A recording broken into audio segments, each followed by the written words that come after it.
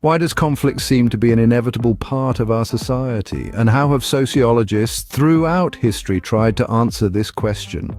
Today we dive deep into the realm of conflict theories in sociology, tracing a path from the works of Karl Marx to contemporary sociologists like Pierre Bourdieu.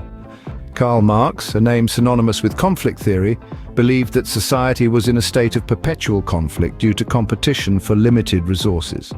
Marx's conflict theory focuses on the economic inequalities in society, stating that those who control the means of production, the bourgeoisie, exploit the working class, the proletariat.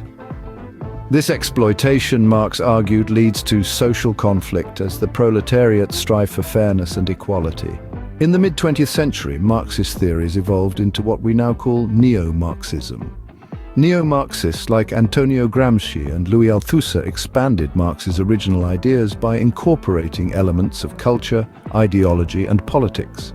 They argued that the bourgeoisie not only controls the means of production, but also the institutions that shape our thoughts and beliefs, creating a cultural hegemony. This dominance, they believe, leads to social conflict, as marginalized groups seek to challenge these established norms and ideologies. Moving on, we encounter the world systems analysis introduced by Immanuel Wallerstein in the late 20th century. This theory views the world as a complex system with countries classified into core, semi-peripheral, and peripheral nations.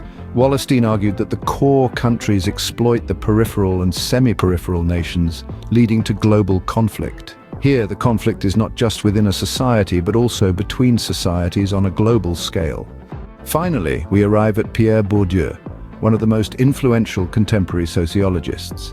Bourdieu expanded the concept of conflict beyond economics, politics, and global relations, introducing the idea of symbolic violence. He argued that conflict arises from the struggle for cultural capital, the non-financial social assets that promote social mobility.